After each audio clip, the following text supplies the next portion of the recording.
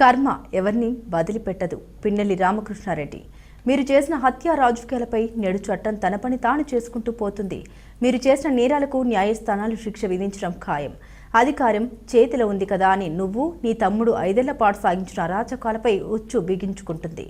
గుండ్లంపాడు జంట హత్యల కుట్రలో తెర వెనుక భాగస్వాములుగా ఉన్న మీ సోదరులకు ఆ కేసులో జైలు ఊచలు లెక్క పెట్టడం ఖాయం. తప్పించుకోలేరని Macherla market yard chairman Rajaboina Madhusudana Yadav, market yard vice chairman Gundala Srinivasarao Yadav, TDP senior నాయకులు కంభంపాటి అనిల్ ఆగ్రహం వ్యక్తం చేశారు. అలాగే సుప్రీంకోర్టు తీర్పును స్వాగతించారు. పల్నాడు జిల్లా వెల్లుర్తి మండలం గుల్లాపాడు గ్రామంలో జరిగినటువంటి జంట హత్యల కేసులో ఈరోజు సుప్రీంకోర్టు మాచర్ల నియోజకవర్గ ఎక్స్ఎమ్మెల్యే పిన్నెల్లి రామకృష్ణారెడ్డి, అతని సోదరుడు పిన్నెల్లి వెంకటరామరెడ్డి బెయిల్ రద్దు చేస్తూ ఆదేశాలు ఇవ్వడం జరిగింది. అలానే వారు వేసినట్టు 2 పిటిషన్లు కూడా రద్దు చేస్తూ 15 రోజుల్లో వారిని కోర్టుకి లొంగిపోవాలని చెప్పేసి సుప్రీంకోర్టు ఈరోజు ఆదేశాలు ఇవ్వడం జరిగింది.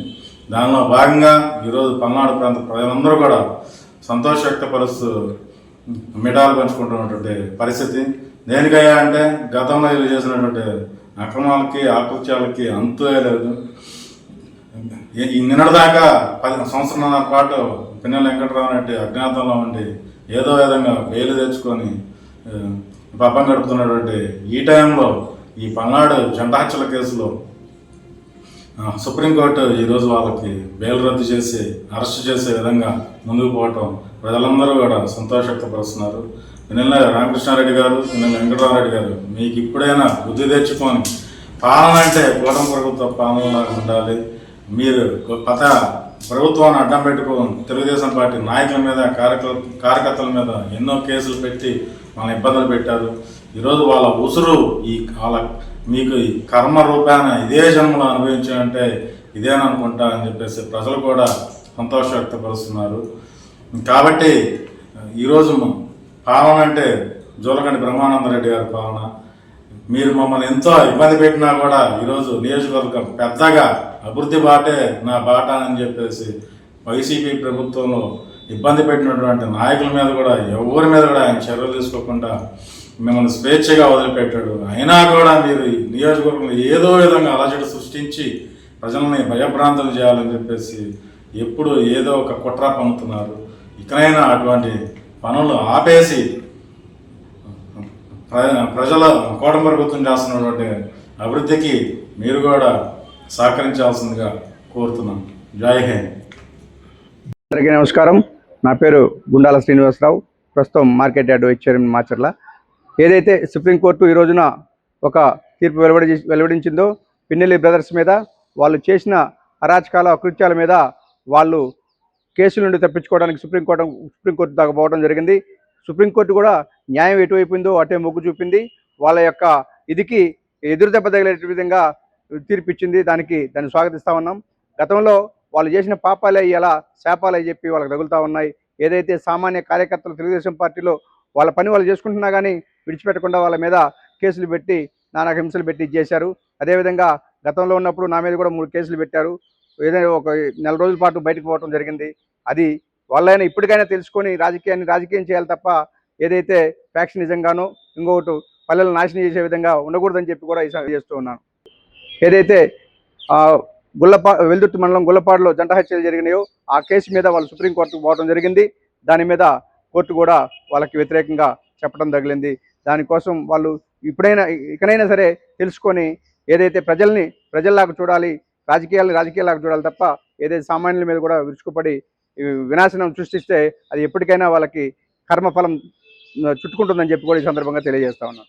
నా పేరు Rajaboina Madhusudana Yadav, Macherla market yard chairman. ఈ రోజు జరిగినటువంటి పిన్నెల్లి బ్రదర్స్ మీద సుప్రీంకోర్టు ఇచ్చిన తీర్పు హర్షణీయం. ఎందుకంటే గుల్లపాడు జంట హత్య కేసులలో మీరు ఎనకొండి నడిపించినటువంటి పాత్ర ఏదైతే ఉందో, మరి మీరు గంటల కొద్ది లక్షలు ఖర్చు పెట్టి సుప్రీంకోర్టులో లాయర్ని పెట్టినా కూడా మరి ఈ రోజు సుప్రీంకోర్టు మరి ఏదైతే ధర్మాసనం ఉందో దేవుడితో భావిస్తాం. ఎందుకంటే నీకు ఇవన్నీ 1000 కోట్లు ఉన్నా కూడా మరి భగవంతుడు నువ్వు చేసిన పనులకి ఈ రోజు ఇచ్చినటువంటి తీర్పు అది. మాచర్లో నువ్వు చేయనటువంటి అరాచకాలు, అనేక విధ్వంసాలు, అనేక అరాచకాలు, అనేక ఆక్రమణలు, అనేక రకాలుగా దౌర్జన్యాలు గత 5 సంవత్సరాలు టీడీపీ కార్యకర్తల మీద, నాయకుల మీద చేయనటువంటి అక్రమ కేసులు, దౌర్జన్యాలు, మరి బీసీలు అనకుండా, ఎస్సీలు అనకుండా, ఎస్టీలు అనకుండా, ఏ కమ్యూనిటీని కూడా వదలకుండా మీ రాజకీయ లబ్ధి కోసం, మీ స్వార్థం కోసం 2024లో ఈ గెలుపు కోసం అనేక గ్రామాలను కూడా